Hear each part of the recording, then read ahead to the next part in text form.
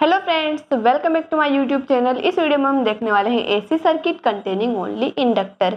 यानी कि अगर हमारे पास एसी सर्किट है जिसमें केवल इंडक्टर लगा हुआ है तो उसका फॉर्मूला क्या होगा और फेज डायग्राम कैसे बनेगा, फेज डिफरेंस क्या होगा, सब कुछ हम देखने वाले हैं। तो ये हमारे क्या है, यहाँ पर एक इंडक्टर है।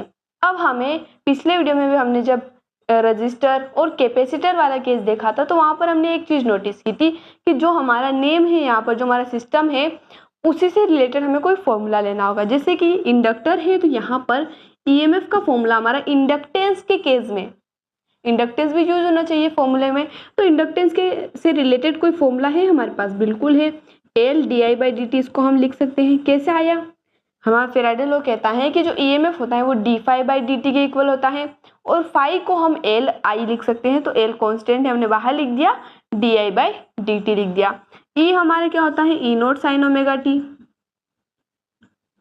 और यहाँ पर ये जो डी टी है इधर लेकर आ जाते हैं इसको, और यहाँ पर डी आई रहने देते हैं, एल को भी हम इधर ले आते हैं।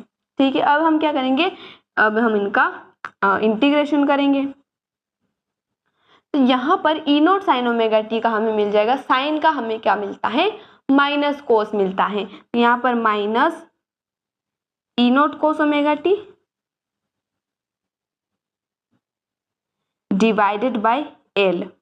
ठीक है, डिवाइडेड बाय ओमेगा भी साथ में रहेगा, ओमेगा एल इक्वल हो जाएगा, यहाँ पर डी आई का इंटीग्रेशन आई हो जाएगा। अब हमें क्या करना है, यहाँ पर ये जो ओमेगा एल है इसको हम एक्स एल भी लिख सकते हैं, जिसे हम इंडक्टिव रिएक्टेंस कहते हैं। ये एक तरह का रेजिस्टेंस ही है, जैसा हमने पिछले वीडियो में डिस्कस किया था कि एक्स सी जिसे हम कैपेसिटिव रेजिस्टेंस कहते हैं। क्यों कहते हैं? ताकि हमें कंफ्यूजन ना हो। रजिस्टर के केस में हमने रेजिस्टेंस ले लिया, अब इनमें रेजिस्टेंस आएगा, उसे हम क्या नाम देंगे? तो यहाँ पर जो ओमेगा एल है उसे हम एक्स एल लिखते हैं। इंडक्टिव रिएक्टेंस एक तरह का रेजिस्टेंस ही है, इसकी यूनिट भी ओम होती है। ठीक है, सारी प्रॉपर्टीज एकदम सेम है। तो यहाँ पर ये रेजिस्टेंस बन गया। और ईएमएफ बाय रेजिस्टेंस क्या होता है, हमें पता है। ईएमएफ बाय रेजिस्टेंस क्या होता है, हमारा करंट होता है। तो यहाँ पर जो आई है, ये वाला आई इक्वल हो जाएगा आई नोट, इसे हम पूरी टर्म को क्या लिख रहे हैं, ये जो हमारा ई नोट बाई ओमेगा एल है इसे हम आई नोट लिख रहे हैं। अब cos theta sine pi by 2 plus theta हमारा कोस थीटा होता है, लेकिन यहाँ पर आगे माइनस साइन भी है तो माइनस का भी हम अंदर मल्टीप्लाई कर देंगे, तो हमें क्या मिल जाएगा, sine pi by 2 minus theta, यानी कि थीटा की जगह हम यहाँ पर ओमेगा टी का यूज करेंगे, तो ये हमारा फॉर्मूला मिल जाएगा। एक बार हम देख लेते हैं फटाफट से। हमने यहाँ पर ऐसा सर्किट लिया जिसमें हमारे पास केवल इंडक्टर अटैच्ड है, तो यहाँ पर हम ऐसा फॉर्मूला लगाएंगे जिसमें इंडक्टेंस आता हो, यानी कि ईएमएफ इक्वल होता है D L D I by d T. यहाँ पर ईएमएफ की वैल्यू पुट करेंगे, एल को नीचे भेज देंगे और डी आई को डी टी को ऊपर भेज देंगे, दोनों तरफ इंटीग्रेशन करेंगे तो हमें हमारा ये फॉर्मूला मिल जाएगा। ठीक है गाइस, तो यहाँ पर हमारा फेज डिफरेंस क्या है, ये हमारा माइनस का ओमेगा टी आ रहा है तो हम इसे आगे लिख देते हैं। ओमेगा टी हमारा माइनस में नहीं होना चाहिए, तो omega T minus pi by 2 हम इसे लिख सकते हैं।